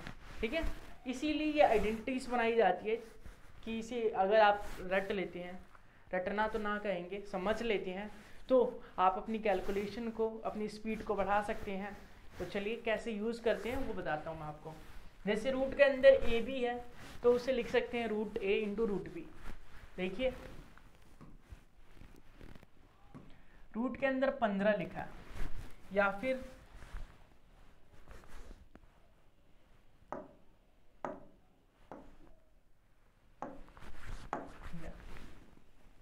रूट के अंदर 3 × 5 लिखा है, एक रूट के अंदर 3 × 5 लिखा है, तो हम इसको लिख सकते हैं √3 × √5। इस आइडेंटिटी का मतलब ये है। ठीक है, अगर रूट के अंदर 3 × 5 लिखा है तो √3 √5 लिख सकते हैं हम। आइडेंटिटी सेकंड कहती है कि अगर अंडर रूट के अंदर एक ही अंडर रूट है और मान लीजिए 2 और 3 है, √2/3 है, तो हम इसे लिख सकते हैं अलग अलग, √2/√3। इसी आइडेंटिटी का यूज़ करके मैंने अभी आप लोगों को बताया था कि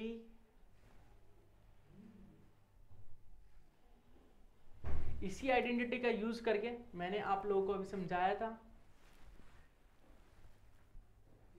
2 मिनट, हाँ, ये वाला टॉपिक कि जो 21 है, √21 और √7 है, तो उसको हम कैसे लिखेंगे। तो मैंने बताया था कि एक ही अंडर रूट के अंदर दोनों को लिख सकते हैं। इसी आइडेंटिटी का यूज़ किया था मैंने। तो चलिए थर्ड आइडेंटिटी देखते हैं कि थर्ड में क्या बोल रहा है। थर्ड रूल क्या कहता है हमारे लिए कि √a + √b करें और √a - √b करें तो a - b मिलेगा हमें। कैसे, देखिए अंडर रूट के अंदर 2 ले लिया, प्लस अंडर रूट के अंदर 3 ले लिया, अंडर रूट के अंदर 2 ले लिया, माइनस अंडर रूट के अंदर 3 ले लिया। तो आंसर क्या आएगा। अगर इस प्रकार का कोई प्रॉब्लम दिया गया आपको तो आंसर आपका आएगा 2 - 3 - 1, 2 - 3 - 1। अगर आपको ऐसा कोई प्रॉब्लम दिया गया है, ठीक है, तो इसका सॉल्यूशन करने के लिए आपको ब्रैकेट ओपन करने की ज़रूरत नहीं है। आप इस आइडेंटिटी का यूज़ करेंगे और जो अंडर रूट के अंदर है सबसे पहले 2 और उसके बाद 3, तो 2 - 3 कर देंगे, -1 आपका आंसर आ जाएगा डायरेक्ट। इसी प्रकार से देखिए यहाँ पे आइडेंटिटी है, ए को मान लिया हमने 2, बी को मान लिया √3, यहाँ पे 2 माइनस √3। तो अगर इस प्रकार का कोई प्रॉब्लम हो तो आप बहुत ही आसान तरीके से इसे कर सकते हैं। देखिए ए का स्क्वायर मतलब 2 का स्क्वायर कर देंगे तो 4 आएगा, माइनस बी माइनस √3। अगर आप इसे सॉल्व करेंगे तो यही आपका आंसर आएगा। ठीक है, आप इसे सॉल्व करेंगे तो यही आपका आंसर आएगा। सॉरी, यहाँ पे बी स्क्वायर भी होना चाहिए, यहाँ पे 3 आ जाएगा। तो अगर आपको ऐसी कोई प्रॉब्लम दी गई है तो आप इस आइडेंटिटी का यूज़ करके बहुत ही ईजी वे में, बहुत ही कम समय में आप निकाल सकते हैं इसका सॉल्यूशन। अगली देख लेते हैं कि √a प्लस √b और √c प्लस √d, अगर इसे मल्टीप्लाई करें तो डायरेक्ट ऐसे लिख सकते हैं हम। ठीक है, AC AD, पहले a को c से मल्टीप्लाई किया हमने तो AC आ गया, a को d से मल्टीप्लाई किया तो AD आ गया, फिर b को c से मल्टीप्लाई किया तो BC है, और b को जब d से मल्टीप्लाई किया तो BD आ गया। तो इस प्रकार से इस आइडेंटिटी का भी यूज कर सकते हैं हम, अपनी कैलकुलेशन को फास्ट कर सकते हैं, अपनी स्पीड को बढ़ा सकते हैं। इसीलिए आइडेंटिटी बनाई जाती है, इसलिए नंबर्स जो होते हैं, फॉर्मूले होते हैं, लॉस होते हैं, वो बनाए जाते हैं ताकि हम अपनी कैलकुलेशन को, अपनी स्पीड को बढ़ा सकें। तो चलिए सीखते हैं कुछ अगला टॉपिक है कि डिनोमिनेटर में सिंगल टर्म होगी तो उसका रैशनलाइजेशन जो है, परिमेयकरण है, कैसे करेंगे। मान लीजिए 1/√2 है आपके पास, इसका परिमेयकरण करना है, रैशनलाइजेशन करना है, तो कैसे करेंगे। जो नीचे वाला नंबर है उस सेम नंबर से ऊपर और नीचे मल्टीप्लाई करना है। ठीक है, √2 से ऊपर भी मल्टीप्लाई करना है, √2 को नीचे भी मल्टीप्लाई करना है। तो इन दोनों को मल्टीप्लाई करेंगे तो √2 को 1 से मल्टीप्लाई करेंगे तो √2 आ जाएगा। √2 इंटू √2 क्या होता है, √4 होता है, और √4 की वैल्यू 2 होती है। तो इस प्रकार से सॉल्व करते हैं। जब नीचे जो होता है, नीचे वैल्यू 1 होती है, सिंगल टर्म होता है नीचे, तो इस प्रकार से रैशनलाइज किया जाता है। रैशनलाइज करने का फ़ायदा क्या होता है, क्यों करना पड़ता है रैशनलाइज, क्योंकि जो नीचे है वो अपॉन में वैल्यूज नहीं, रूट में वैल्यूज नहीं आनी चाहिए। अगर रूट में है तो रैशनलाइज करना पड़ेगा। ठीक है, अगर मान लीजिए एक और एग्जांपल देखते हैं, 1/√3 है, तो इसके लिए सबसे पहले √3 को ऊपर मल्टीप्लाई करेंगे और नीचे भी मल्टीप्लाई करेंगे। तो ऊपर आएगा √3 और नीचे आएगा √9, और √9 होता है 3। ठीक है, तो इस प्रकार से नीचे अगर सिंगल टर्म हो तो चेंज करते हैं, कन्वर्ट करते हैं किसी भी नंबर को। चलिए अगला देखते हैं कि अगर नीचे 2 टर्म हो, एक से ज़्यादा टर्म हो, तो कैसे रैशनलाइज करेंगे। मान लीजिए 1/2 प्लस √5 है, तो इसका रैशनलाइज जो है, इसका परिमेयकरण है, कैसे करेंगे। तो इसका परिमेयकरण करने के लिए हमें साइन चेंज करके ऊपर नीचे मल्टीप्लाई कर देते हैं सेम नंबर से। ठीक है, जैसे बीच में प्लस का साइन है तो बीच में माइनस का साइन लिख देंगे, बाकी ऊपर नीचे मल्टीप्लाई कर देंगे सेम नंबर से। ऊपर करेंगे तो 2 माइनस √5 आ जाएगा, नीचे करेंगे, देखिए a plus b, a minus b, a plus b और a माइनस बी क्या होता है, a square minus b square. आपको आइडेंटिटी याद होनी चाहिए, a प्लस बी और a माइनस बी, ये होता है a square minus b square. ठीक है, तो इसको अगर यूज़ करेंगे हम तो a का स्क्वायर मतलब 2 का स्क्वायर 4, b का स्क्वायर मतलब माइनस b का स्क्वायर मतलब √5 का स्क्वायर 5 होता है। तो ये मिल जाएगा हमें 2 माइनस √5, नीचे -1, तो साइन चेंज हो जाएगा, तो ये आ जाएगा -2 प्लस √5। नीचे अगर 2 नंबर हो तो इस प्रकार से रैशनलाइज करते हैं। एक और एग्जांपल देख लेते हैं, देखिए जैसे 1/√3 माइनस √2 हो, तो इसका रैशनलाइज कैसे करेंगे। मैंने बताया था आपको कि सेम नंबर से ऊपर नीचे मल्टीप्लाई कर देती हैं, लेकिन क्या करते हैं, बीच में साइन चेंज कर देते हैं, माइनस है तो प्लस कर देते हैं, प्लस है तो माइनस कर देते हैं। इसको 1 से मल्टीप्लाई करेंगे तो √3 प्लस √2 ही आएगा। देखिए a plus b a minus b, a plus b a minus b, a square minus b square होता है, अभी बताया गया था। तो a का स्क्वायर मतलब √3 का स्क्वायर क्या होता है, माइनस बी का स्क्वायर √2 का स्क्वायर। √3 का स्क्वायर क्या होता है, √3 का स्क्वायर 3 होता है, √2 का स्क्वायर 2 होता है। तो 3 माइनस 2 कितना होता है, 1। तो यहाँ से का 1, आंसर आएगा हमारा √3 प्लस √2। ठीक है, इस प्रकार से क्वेश्चन को सॉल्व किया जाता है, रैशनलाइज किया जाता है, परिमेयकरण किया जाता है। अच्छा, अब लास्ट टॉपिक देखते हैं, रूल ऑफ एक्सपोनेंट्स। एक्सपोनेंट्स के रूल क्या होते हैं, लॉ क्या होते हैं, नियम क्या होते हैं, आइडेंटिटीज क्या क्या होती है, कैसे हम यूज़ करेंगे। तो बहुत ही इंपॉर्टेंट सा टॉपिक है।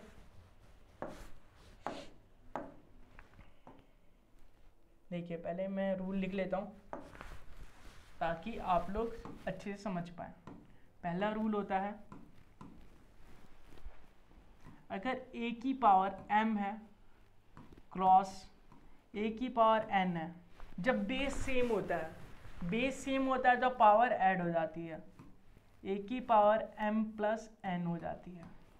पहला रूल ये कहता है। दूसरा रूल क्या कहता है, दूसरा रूल कहता है कि a की पावर अगर m है अपॉन डिवाइड में है a की पावर n, बेस सेम है तो पावर माइनस हो जाती है डिवाइड के अंदर, तो पावर को माइनस कर देंगे। ठीक है।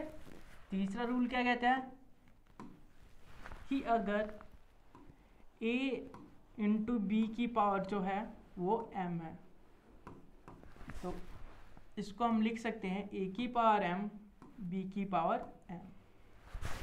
ठीक है। चौथा रूल क्या कहता है कि अगर किसी भी नंबर की पावर a की पावर अगर 0 है तो उसकी वैल्यू 1 आती है। पांचवा रूल क्या कहता है कि अगर किसी भी नंबर की पावर जो है वो नेगेटिव है तो उसे हम अपॉन में लिख सकते हैं, 1 अपॉन a की पावर m। तो ये कुछ 5 रूल्स हैं जो काफ़ी इंपॉर्टेंट है, क्वेश्चंस को सॉल्व करने में मदद करेंगे हमारी। तो देखिए इसके एग्जांपल देख लेते हैं। जैसे 2 की पावर 3 है ना, 2 की पावर 5 है, तो बेस सेम है दोनों के, तो पावर ऐड हो जाएगी। 3 और 5 और 3 कितना होता है 8, तो आंसर आ जाएगा 2 की पावर 8। आपको करने की ज़रूरत ही नहीं है। इसी प्रकार से देखिए मान लीजिए 5 की पावर 3 है और 5 की पावर 2 है, तो सॉल्व करके क्या आएगा ये तो पता ही नहीं आपको। आपको आइडेंटिटी याद है, तो बेस सेम है तो पावर माइनस हो जाएगी। 3 में से 2 गया 1, 5 की पावर 1 मतलब 5 आंसर आ जाएगा। इसी प्रकार से आपको बोल दिया जाए 2 मल्टीप्लाई 3 की पावर जो है 4 है, तो कुछ नहीं करना, आपको 2 की पावर 4 करना है और 3 की पावर 4 करना है। ठीक है। एक ही पावर मतलब देखिए किसी भी नंबर की पावर अगर 0 करेंगे तो हम वो उसकी वैल्यू 1 ही मिलेगी।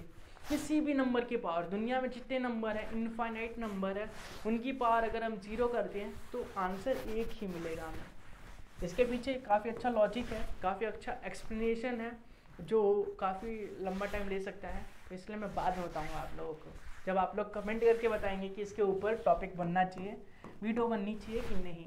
ठीक है। इसका एक्सप्लेनेशन क्या है, क्यों होता है 2 की पावर 0 या किसी भी नंबर की पावर 0 की वैल्यू 1।